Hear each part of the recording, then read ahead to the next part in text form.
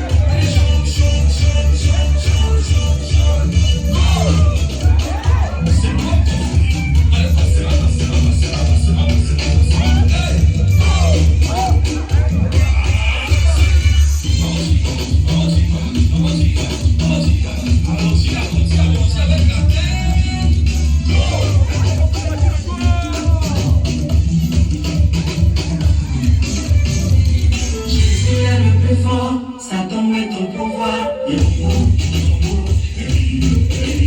Jésus est le plus fort. Satan est ton pouvoir.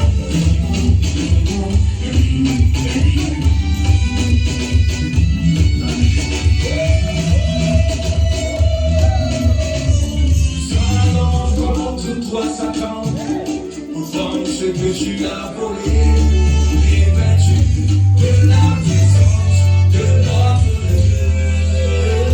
Nous allons contre toi, Satan, vends ce que tu as volé, et vaincu de la puissance de notre Dieu. Acclamez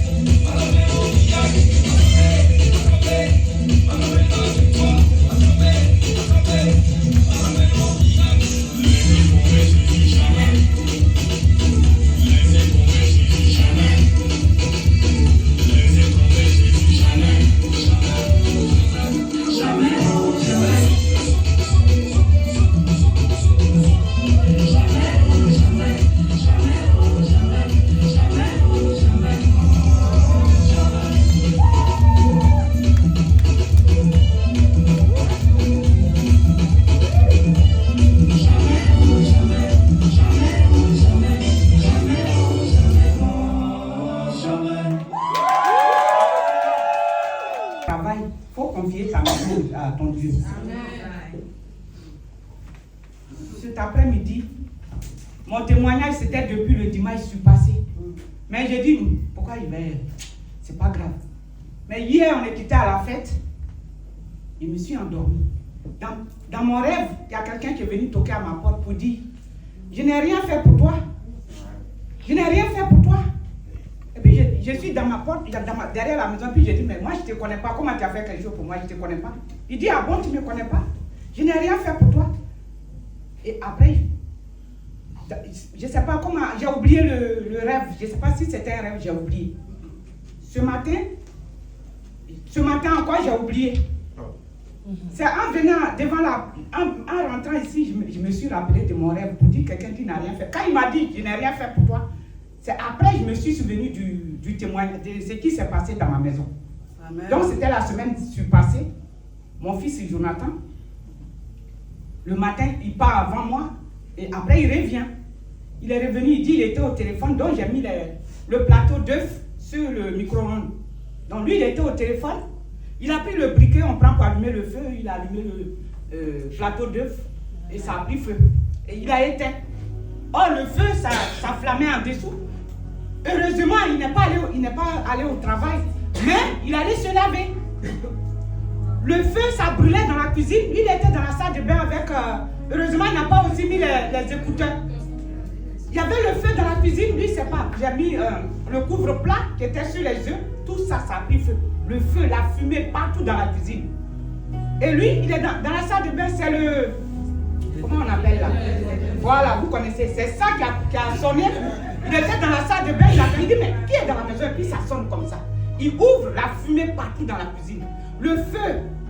Et on allait éteindre, monsieur, il se filme, il fait son snap. Et il m'envoie. Je regarde, j'étais au travail, d'abord on n'a pas droit, mais je ne sais pas ce jour-là, qu'est-ce qu'il m'a pris? J'enlevais mon téléphone dans ma blouse, je regarde, je vois du feu dans une maison. Donc moi je rappelle, je dis, mais tu n'es pas au travail? C'est au travail tu fais tes snaps? Il dit, c'est ta maison qui est en train de brûler. J'ai dit, mais va éteindre. Qu'est-ce que tu fais? Jésus, il dit, mais c'est ton témoignage. Je dis, mais à quoi tu joues? À quoi tu joues?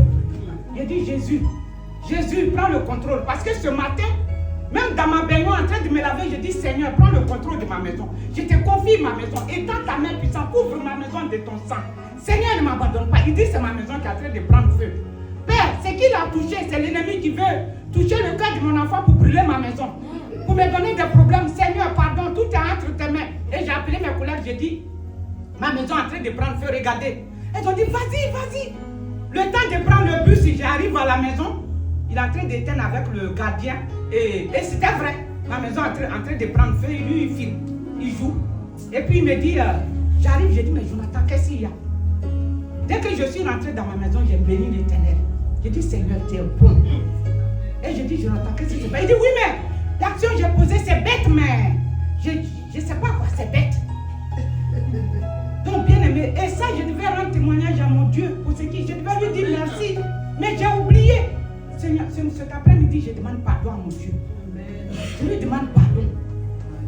Il dit dans sa parole que si on n'est pas fidèle dans les petites choses, qu'est-ce qu'on va faire avec les grandes choses? Cet après-midi, je lui demande pardon. Bien aimé, si le Seigneur, même si quelqu'un t'a donné un morceau de pain sur la route, il faut rendre témoignage. C'est important. Parce que le Seigneur permet que tu viennes glorifier son nom. Amen. Et ça peut édifier un frère et une soeur. Restons bénis dans le nom de Jésus. Alléluia.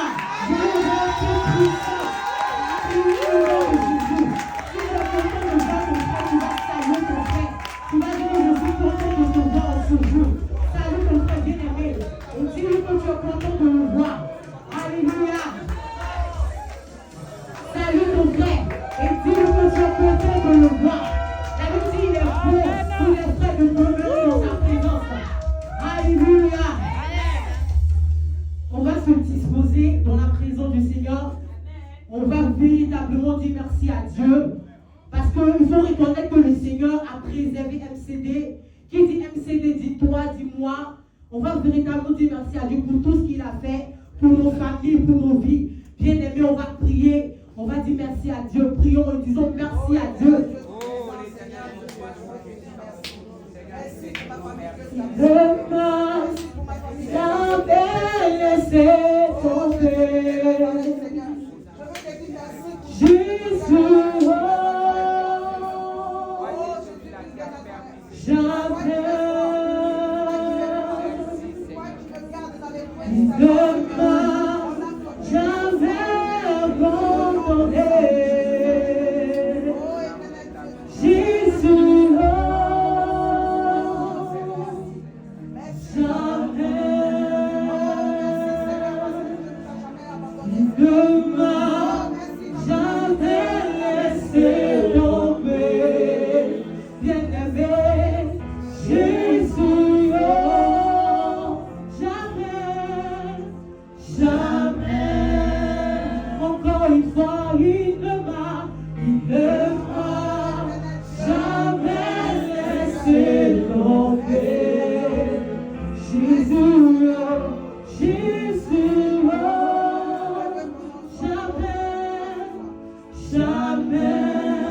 Bien-aimé, prie, dis merci à Dieu, parce que l'Éternel a été ton espoir. L'Éternel a été sur qui tu as pu t'appuyer. Quand tout le monde avait tourné le dos, tu avais l'Éternel sur qui t'appuyait, tu avais Jésus sur qui t'appuyait. Prie, dis merci à Dieu, car il t'a jamais laissé. Prie, dis merci à Dieu. Merci Seigneur pour tes bienfaits.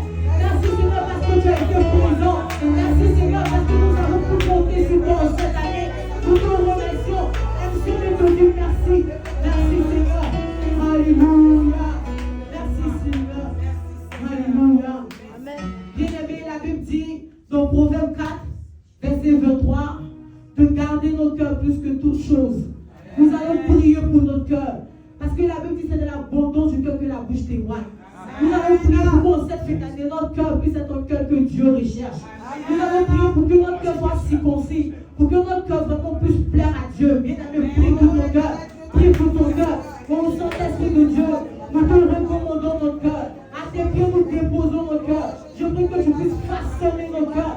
Façonne notre cœur. Toi qui as la possibilité de tout façonner. Toi qui as la possibilité de façonner les cœurs les plus incrédules. Seigneur, nous te confions notre cœur. Nous te le recommandons. Façonne le cœur, Seigneur, de tes enfants. Façonne notre cœur, Seigneur, que notre cœur puisse te plaire. Que nous apprenons, Seigneur, à avoir un cœur qui pardonne. Que nous apprenons à avoir un cœur qui aime son prochain. Seigneur, façonne-nous. Façonne tout en nous. Merci,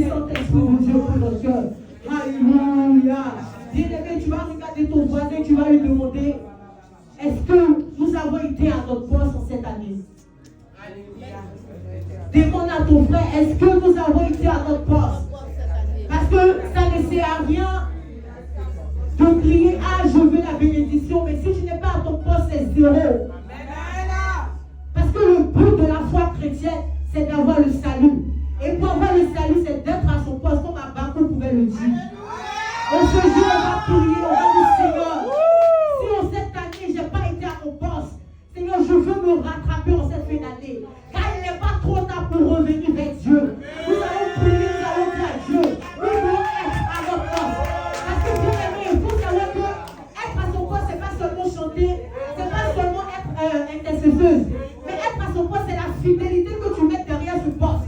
C'est la fidélité de payer l'église. C'est la fidélité de venir à l'église.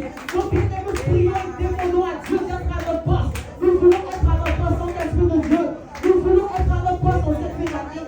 Seigneur, nous te demandons pardon si quelque part nous avons manqué à notre mission.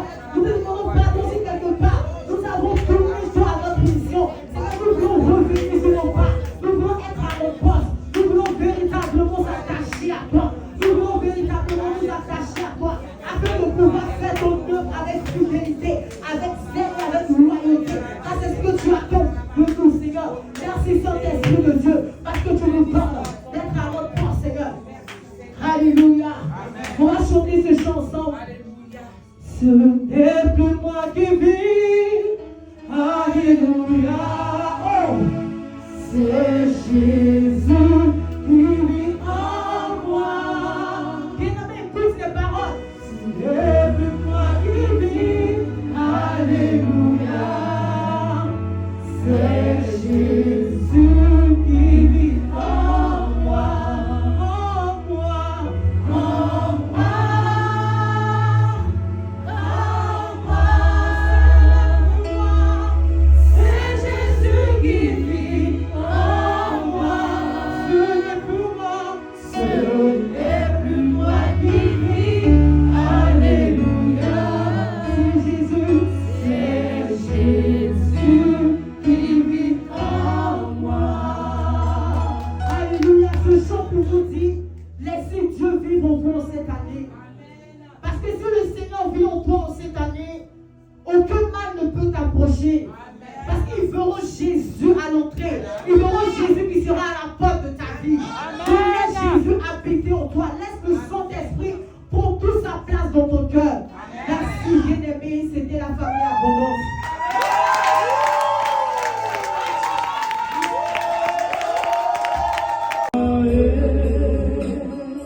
Alléluia. Nous bénissons le Seigneur pour ce jour. Je vais lire un passage dans Exode 17, verset 12. Alors, les mains de Moïse étant fatiguées, il prit une pierre qu'il plaçait sous lui et il s'assit dessus. Aaron et Hur soutenaient ses mains, l'un d'un côté, l'autre de l'autre. Et ses mains restaient fermes jusqu'au coucher du soleil. Alléluia. Amen. Et Josué vainquit Amalek et son peuple au tranchant de l'épée. Alléluia. Amen. Nous avons fait quelque chose de spécial. Amen. Amen.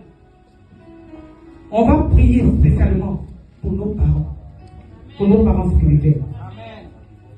Parce que ce qu'il fait, les enseignements qu'il nous donne, ce concours qu'il a organisé, ce n'est pas donné à tout le monde. C'est pourquoi, tel que Aaron et Hur ont soutenu les bras de Moïse, nous aussi, qui sommes les enfants de papa et maman, devons soutenir nos parents. Amen. Alléluia. Amen. C'est pourquoi tu vas te lever avec moi et tu répètes avec moi. Amen. On va faire ces 2 points de prière et tu pries avec vie, avec foi, amen, avec un cœur sincère. Alléluia. Amen. Alléluia. Amen. Tout pouvoir des ténèbres qui s'opposent à l'accomplissement des bénédictions de nos parents spirituels soit renversé par le feu au nom de Jésus. Prie maintenant, tape le mépris, au nom de Jésus. Tout pouvoir des ténèbres qui s'opposent à l'accomplissement des bénédictions de nos parents soit renversé par le feu, par le feu, par le feu, par le feu, par le feu, par le feu, au nom de Jésus. Alléluia.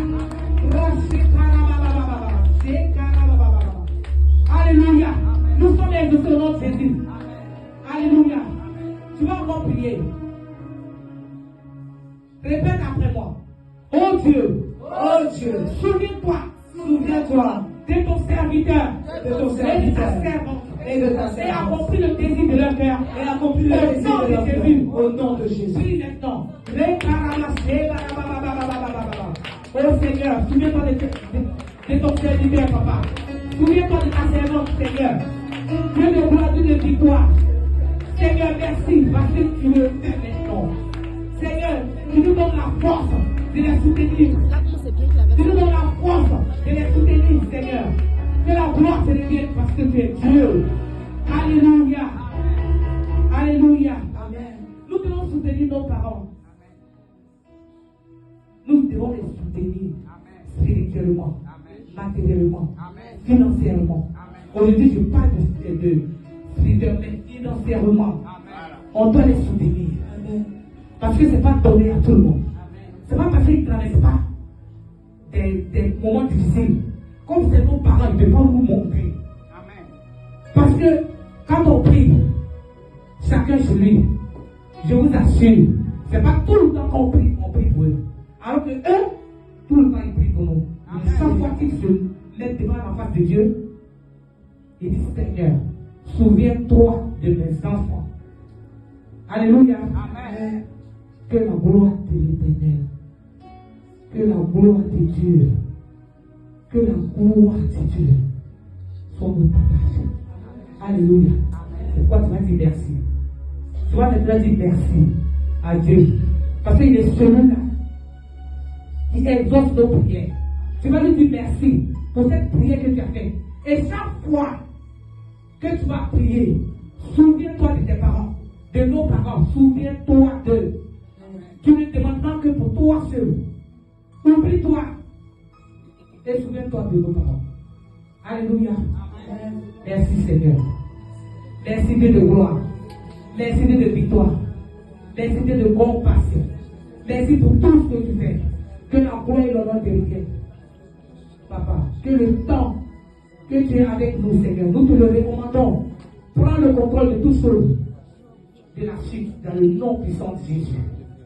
Amen. Amen. Que Dieu nous bénisse.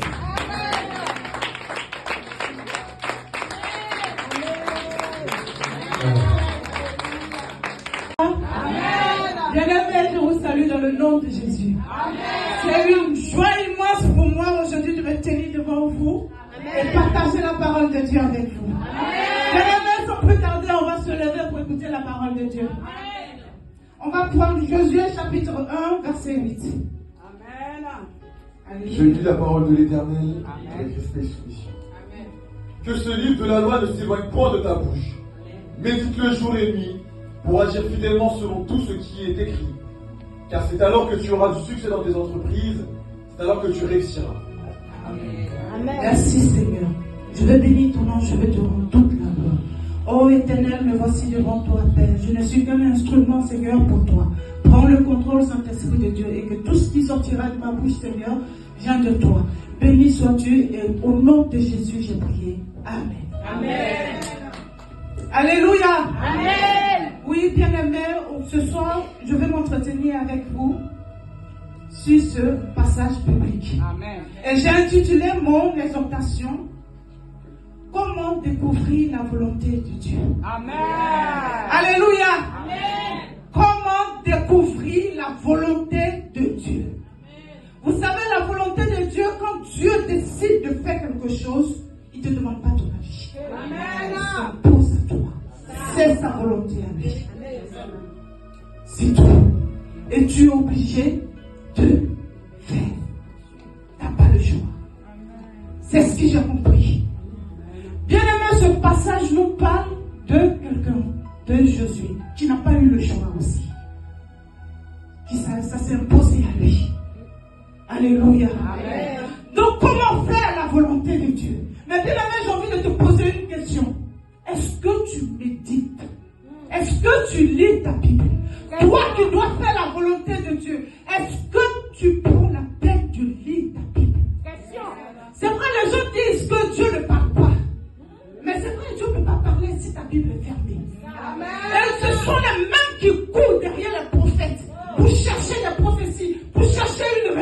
personne, alors que tu l'as.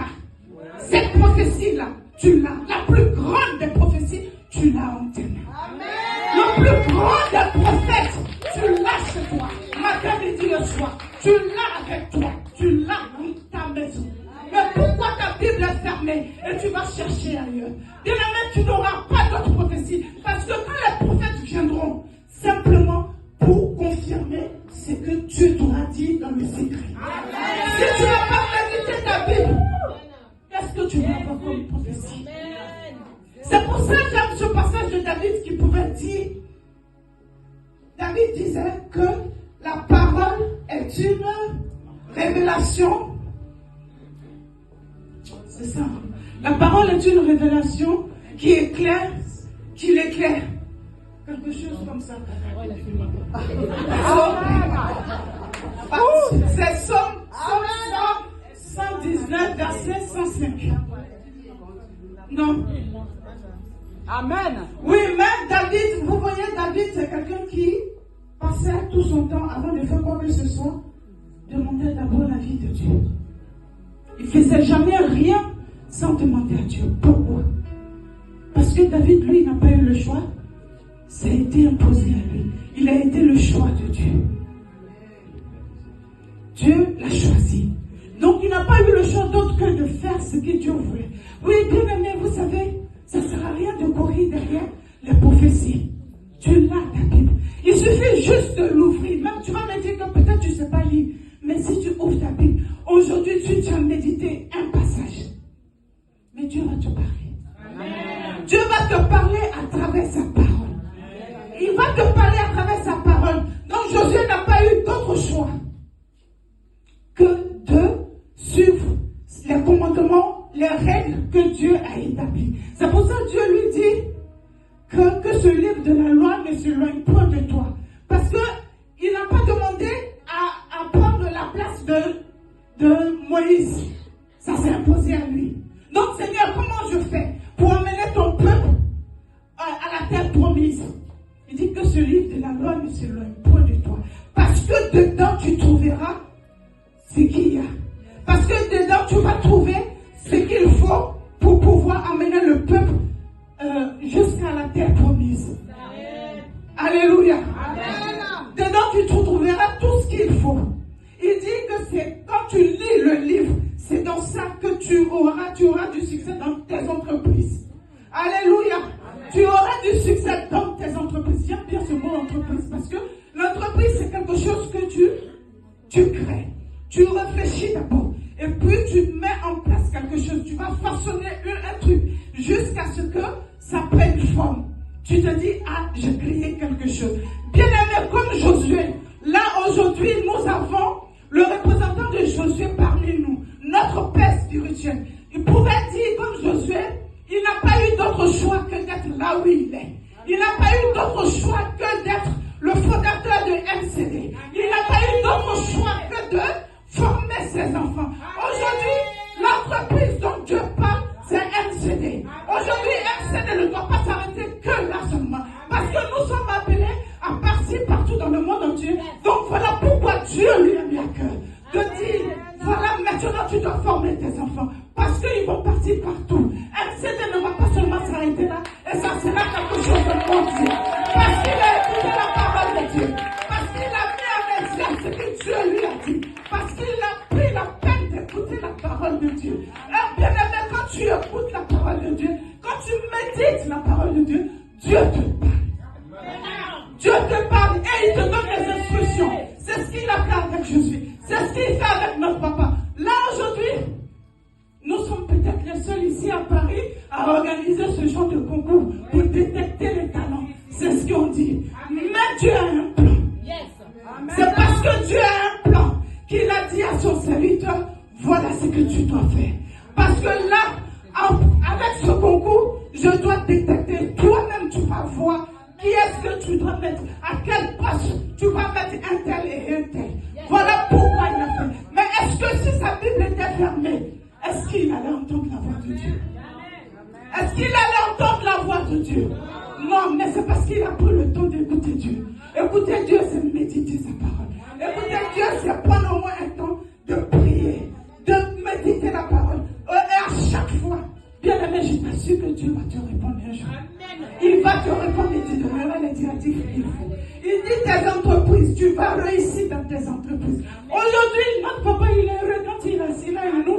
aujourd'hui, de voir que MCD, de là où on est quitté jusqu'à aujourd'hui, c'est qu'il le voit. Quelque chose dont il a commencé, on était combien au début? Et nous voilà aujourd'hui. Même nos enfants ont le courage de prendre le micro. On cette capacité-là même, on cette chose-là, on ce truc-là de prendre aussi le micro. Et de parler de la part de Dieu. C'est parce qu'il a pris le temps d'écouter Dieu. Et quand tu prends le temps d'écouter Dieu, tu réussiras dans tes... Tu vas réussir. Tu vas réussir. La réussite d'un père, c'est quoi? C'est de voir ce qu'il a façonné aujourd'hui prendre forme. Aujourd'hui, il est heureux quand il nous voit là comme ça. Qui aurait cru que lui, Napoléon, aujourd'hui, pouvait prendre le micro? Est-ce que ça ne fait pas sa fierté? Il est très heureux aujourd'hui. Il est heureux aujourd'hui de nous voir à tout le rôle comme ça parce qu'il nous a façonné de sa main. Et c'est ce qui fait la joie de Dieu. C'est ce qui fait la joie de Dieu. Et ça, c'était la volonté de Dieu. Lui-même, il ne savait pas qu'un jour, il pouvait y arriver. Mais parce qu'il a pris le temps de méditer la parole de Dieu. Il a pris le temps d'écouter Dieu. Et pour ça, papa, c'est vrai que je ne te l'ai jamais dit, mais que Dieu te bénisse. Que Dieu te bénisse. Parce que la timide Apolline, douloureuse Apolline que je suis, aujourd'hui me tenir devant un peuple et parler. C'est parce que tu as pris le temps d'écouter. Que Dieu te bénisse. Dieu te bénisse, maman. Malgré mes caprices, malgré mon gros cœur, comme on dit, mais tu as toujours me parlé avec très soumission. Merci, maman. Merci de faire de moi ce que je suis aujourd'hui. Et ça, c'est pour la volonté de Dieu. Alléluia. Bien-aimé, il est vraiment important pour nous de ne pas laisser la parole de Dieu. C'est important. Vous savez, quel que soit le miracle que tu cherches, quel que soit ce que tu veux, prends la peine de méditer. Médite la parole jour et nuit. Il dit que sur le livre de la loi du survoi, prends de ta bouche. Médite-le jour et nuit. C'est une grâce. C'est un avantage pour nous. Parce que quand tu prends le temps de méditer, je vous assure, pour quelqu'un de très colérique que j'étais, ça fait du bien. Ça change. C'est pas quelqu'un qui va venir te changer. C'est pas quelqu'un qui va venir te poser la main et puis tu vas changer. Si toi-même tu n'as pas pris la décision de changer, si toi-même auparavant Dieu même ne t'a pas touché, Dieu te touche là. Si tu dois ton intimité avec Dieu. Bien-aimé, il est important pour nous. Tu veux connaître la volonté de Dieu dans ta vie, tu l'as chez toi. Tu l'as à portée de main. C'est ta Bible. C'est la parole de Dieu. Et rien d'autre. Alléluia. Bien-aimé, je vais terminer en disant ceci. Dans Psaume 119, verset 505, Psaume 119, verset 105, il dit, ta parole est une lampe à mes pieds, une lumière pour mon sentier. Ta parole est une lampe à mes pieds. Donc, bien aimé, que la parole de Dieu soit une lampe à tes pieds. Et qu'il t'éclaire partout où tu passeras. Pour que tu puisses faire sa volonté. Parce que tu n'auras rien décidé et que ça s'imposait à toi. Et tu vas y arriver. Et si tu lis ta parole, la parole de Dieu, si tu médites jour et nuit ta Bible, bien aimé, je t'assure que tu vas réussir. Et que Dieu nous bénisse. Alléluia, je dis. Est-ce que quelqu'un m'a dit? Amen. Alléluia. Alléluia. Avant de commencer, parce qu'on ne connaît pas. Dieu veut détecter des talents. Amen. Si nous sommes là, c'est parce que Dieu veut faire quelque chose. Yes. Acclame ton Dieu très fort. Je vais demander à mon fils de lire, de prendre le livre de Jean 5, versets 2 à 8. Amen. Levez-vous pour accepter la parole de Dieu. Amen. Alléluia. Je lis la parole de l'Éternel avec respect et soumission. Or, à Jérusalem, près de la porte des brebis, il y a une piscine qui s'appelle en hébreu Bethesda et qui a 5 portiques. Sous ces portiques étaient couchés en grand nombre des malades, des aveugles, des boiteux, des paralytiques qui attendaient le mouvement de l'eau. Car un ange descendait de temps en temps dans la piscine et agitait l'eau. Et celui qui descendait le premier, après que l'eau avait été agitée, était guéri, quelle que fût sa maladie. Là se trouvait un homme malade depuis 38 ans. Jésus, l'ayant vu coucher, et sachant qu'il était malade depuis longtemps, lui dit, « Veux-tu être guéri ?» Le malade lui répondit, « Seigneur, je n'ai personne pour me jeter dans la piscine quand l'eau est agitée. Et pendant que j'y vais, un autre descend avant moi. Lève-toi, lui dit Jésus, prends ton lit et marche. » Amen. Je bénis ton nom, je te rends toute la gloire ce soir. Seigneur, je veux parler à ton peuple, que ce soit toi qui parles à ton peuple. Efface ma personne ce soir. Que ton esprit vienne se manifester en moi pour pouvoir parler à ton peuple ce soir. Amen. Dans le puissant nom de Jésus que j'ai prié. Quelqu'un dit Amen. Amen.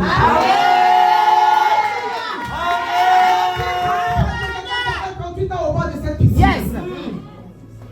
Quelqu'un qui a fait 38 ans au bord de cette piscine parce qu'il n'était pas à la bonne place. Yes. Alléluia. Amen. Le monsieur avait 38 ans parce qu'il a été abandonné. Il a été oublié par sa famille. Il a été oublié par ses amis. Mais quand quelqu'un t'oublie, quand ta famille t'oublie, on te dit que Dieu a quelque chose à faire. Il ne savait pas que la piscine là n'était pas connectée à lui. C'est pas parce que l'autre est tombé dans la piscine, toi aussi tu dois venir tomber dans la piscine. Non, cette eau n'est pas pour toi. Non. Dis à ton ami, tu es spécial. Tu es spécial. Tu es spécial. Tu es spécial. Quand tu es spécial, tu es mis à part. Yes. Cette piscine ne doit pas te toucher. Alléluia. Alléluia. Ce monsieur, il était là. Il se lamentait certainement. Il pleurait. Aidez-moi. Quand on dit quand un ange tombe dans la piscine, il agite l'eau. Celui qui tombe le premier reçoit sa délivrance. Mais ce monsieur-là, depuis 38 ans, 1 an, les gens tombent, il est là. 2 ans, ça tombe, il est là. Jusqu'à 38 ans, les gens t'ont oublié. Tout ça. Quand on t'oublie là, c'est là que Dieu arrive. Yes! Il faut laisser les gens t'abandonner. C'est quand on t'abandonne que Dieu arrive dans ta vie.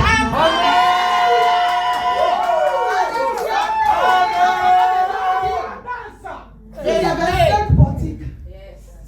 À 7 portiques. Mais ces portiques-là, on dit, en dessous de ces portiques, étaient couchés plusieurs malades. Mais aujourd'hui, je vais dire à quelqu'un, ces malades-là, c'est nous. Chacun de nous quitte chez lui avec sa maladie. Mais il ne sait pas de quelle douleur l'autre souffre. Sa douleur est forte. Peut-être faible, tu ne sais pas. Mais quand tu arrives dans la maison de Dieu, il faut arrêter de bavarder. Laisse-toi guider par l'Esprit de Dieu. Les malades, ils étaient là. Ils attendaient la guérison. Quand l'eau s'agite, ils viennent, ils tombent. Mais quand tu es spécial, il y a un homme spécial qui vient pour toi. Le malade était là. Mais comme ce malade, il était connecté à la piscine, il attendait toujours. Quand on touche l'eau, que l'esprit descende là. Mais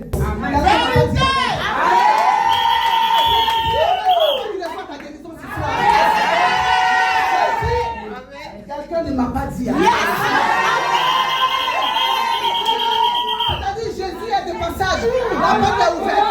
Il va quand même céder. Il fait toucher quelqu'un ce soir.